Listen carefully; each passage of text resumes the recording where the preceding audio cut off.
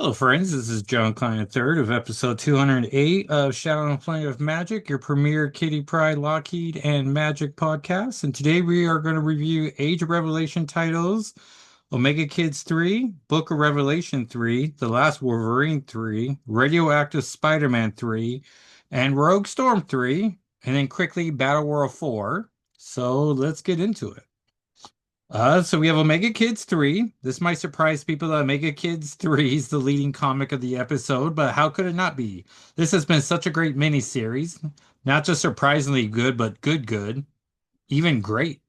Tony Flex wrote such a great miniseries of Andres Glinlet as the artist, for S&FwM Shujo, the colorist, and VC's Travis Lantham as the letterer. Bailey Quinn is clearly my favorite of the Mega Kids. She is so Ilyana Rasputina coded that is built to win my heart. She is a tinge bit evil, though, as she has a psychic relay that is shutting down everyone's brains that has a negative thought about Revelation, which isn't great. She's clearly 10 or so, so she should be have been born any minute in the present, right? We catch up with Quentin Quire, who's living through a simulation, so he isn't aware of the parasoldiers with guns to his head. Rachel Summers returns and knocks them all out and flies away with Quire. I love so much how proud Quire is of his own teaching abilities, but even more so his students. It's very impressive how deep into the simulation they got him into, and they were really listening to him the entire time. Rachel thinks he's dumb to be this proud, but I'm right there with him. Rachel confirms that all the cuckoos are alive in Omegaville, so that must mean Mindy's safe, right? Right? Rachel goes to get some help, and Quire does the same, as if he's going to confront the Omega kids. He needs some serious backup. Not only does he have Rachel and Phoebe, but he also brought the X-Men, and not the future Cyclops X-Men, like a dream team of X-Men. There's Nightcrawler, Danny Moonstar, Cyclops, Jubilee, Rogue, Gambit, even Deadpool. Logan, Wolverine, C- Cannon, Psylocke, Storm, Cannonball, and yes, Kitty Pryde and Lockheed with magic, which by my count is only the 58th panel the three of them have been in all together. I love this so much. Lockheed is flying with Kitty holding his paws, his feet. Paws, right? I immediately bought the Salvador La Roca new X-Men 114 homage cover. I've been waiting for the finale to come out to write complaint that Lockheed doesn't exist X years in the future, but here we are. The art team really did a great job drawing him here. We only get an extra panel of Logan throwing one of the kids aside and they all disappear. Poor Quentin has to shut all their brains off, as of course they can't get away with this. But what a wild ride this comic and miniseries has been. And then we have Book of Revelation 3. I would say this is one of the key issues of the event. We finally learned the motivation and goals of Doug Ramsey Revelation.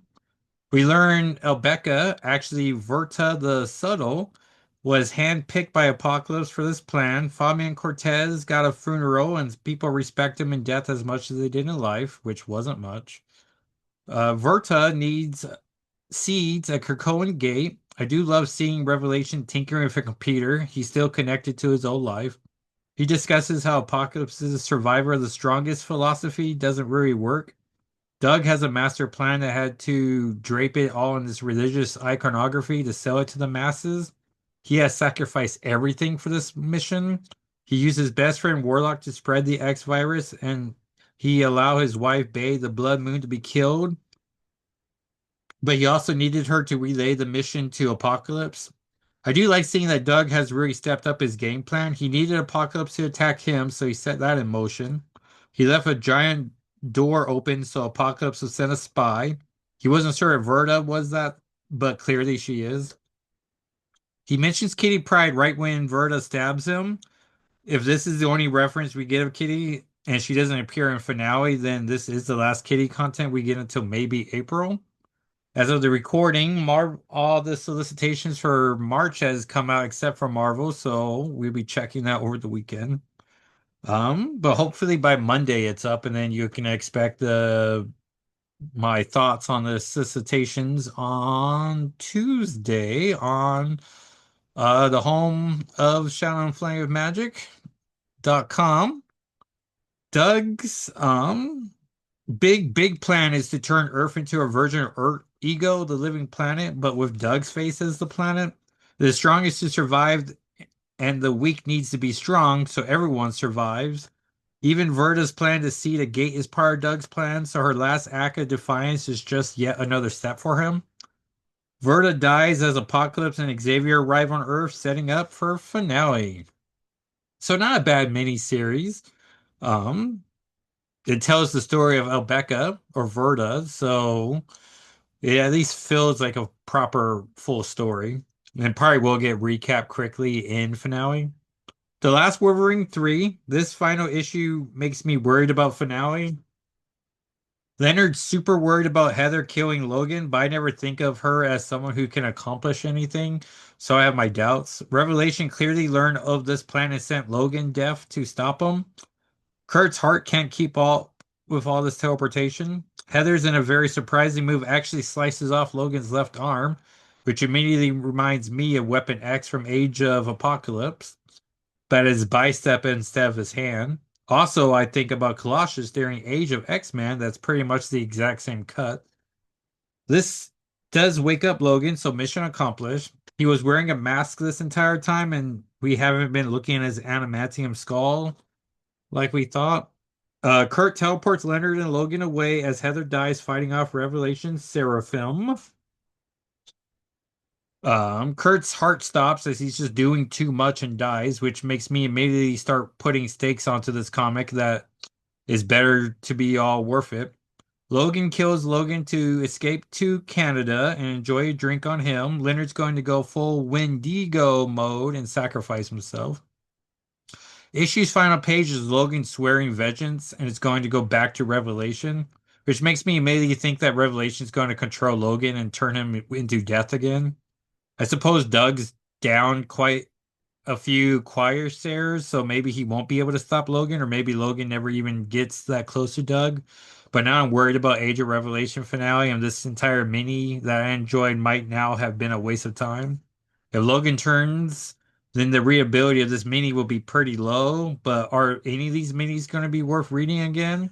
Are these the thoughts Marvel wants us to have at the end of this issue? I am also worried Chip Zdarsky's Armageddon is going to do something wonky to the Marvel that I'm not going to enjoy, and we're going to get a reboot. I can't imagine they're actually going to do it, but I just want my ex comics to have to deal with this and all of this setup to yet another Marvel Secret Wars event in time for the movie. I don't know. I'm having a bit of an anxiety moment when I think of Marvel in 2026. We know the first arcs of Shadow Tomorrow end right when Armageddon starts. And then who knows what that event ties in are going to be like. I sure don't, hence my hesitation of all this. I spiral a bit when I think of the future, but also my DCBS pre-orders have been pretty low, so I'm saving money, probably spend those savings on back issues. Radioactive Spider-Man 3. This comic had the misfortune of being read after the last Wolverine 3, so I may have been in a mood, but with time passing, I feel like I still feel the same way. This is the story Joe Kelly pitched. We get Miles shouting at Peter that Aunt May's gone and she's just a giant germ at this point. We get a flashback of Dr. Octopus telling Peter this 2 years into the event. She was locked away and was very unfortunate that she is out now. Dr. Cecilia Reyes is completely wasted in this miniseries. She could have been swapped out with any other character, with Peter just doing the heavy lift on the science of it all. One redeeming element of this would be if she showed up in the current run of Spider Comics. I would like that. But we weren't given a cool final Spider-Man story versus a mutated Sinister Six. We got Aunt May's final story, a character who was given the ultimate final story in Amazing Spider-Man 400 with issue 1000 coming out in 2026 for perspective. Has much been done with her since killing off baby May for a shocking twist of Aunt May being alive? She would have lost out on a spectacular supporting character in JMS's amazing run, but then she's the reason for one more day in that same run, so I would have paid the price of her staying dead to ensure we didn't get this more stories like this. So Joe Kelly was asked to write a miniseries to tie in with Age of Revelation. He pitched a final Aunt May story. It was nice that Peter had a narration box stating he views May as his mother, but I just feel like we all recognize her as his mother, so it makes sense that he goes to the extremes for her, but this just reminds me why I don't read Spider-Man comics, and I can't imagine that was the goal of this miniseries. But at least we got to see Dr. Cecilia Reyes during the event, which was nice.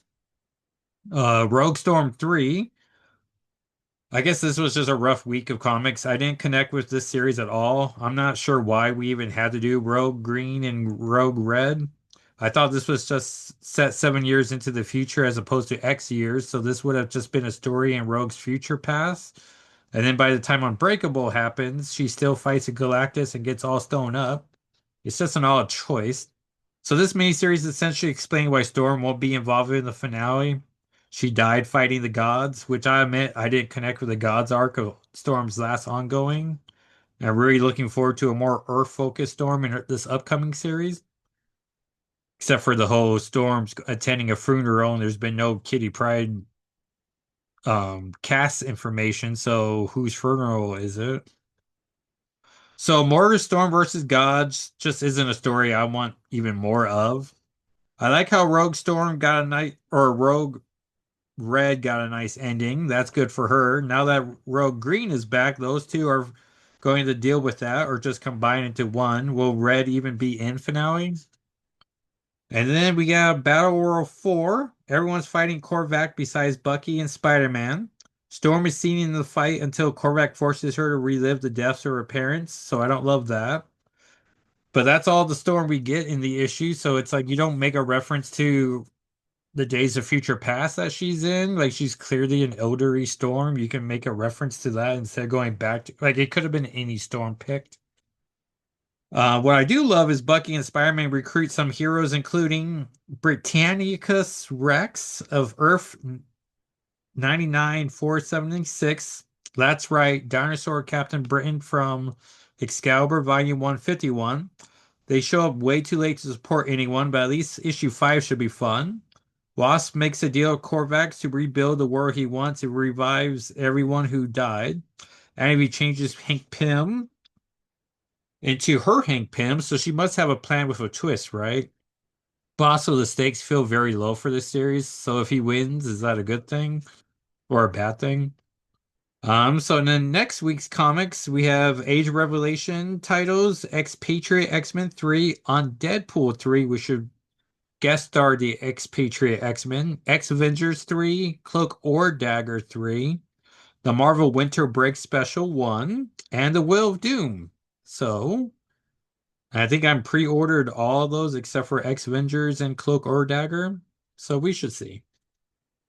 So my current Age of Revelation rankings are Expatriate X-Men 2, Unbreakable X-Men, Book of Revelation, Omega Kids 3, it made it to the top tier. Amazing X-Men, Binary. Then the mid-tier ones, Undeadpool, X-Avengers, Overture, Laura Kinney, Sabretooth, Sinister Six, Cloak or Dagger, and the last Wolverine 3, because I'm so worried about it not mattering after finale that it just dropped even lower. And then we got our bottom tier, Long Shots 3, Radioactive Spider-Man. Like just the first issue had promise and a premise. And what we got just it doesn't matter. You don't have to read Radioactive Spider-Man at all. Iron and Frost 3, Age of Revelation 0, Rogue Storm 3, World Revelation, Age of Revelation Infinity 4. And then next week, well, we have the next week comics, and then the lead will be our Extreme X-Men Volume 1, Issue 43. Because it's our last of our 43 comics before we start our 44 ones, as I'll be turning 44 next year, which I don't know, doesn't feel much different than 43, but I don't know. We have a month. And so, and the next issue episode will be the last episode of the year before we go into 2026. So that should be fun. Probably should create some type of top 10 list of such, but um mental note for me to do in the future. All right, everyone, thank you so much for watching or listening for our podcasters. And I will talk at you next time. All right, everyone, goodbye. Oh, and you can follow me on socials at JackalsIII, including TikTok and YouTube, Blue Sky, Twitter, and you follow the podcast at S&FwM, and spelt out on Instagram. We will definitely be posting images of Extreme X-Men on the socials, on Blue Sky and Instagram. And if you want a cool subreddit to visit, please check out Locky the Dragon, all one word. And I will talk to you next time. All right, everyone. Bye.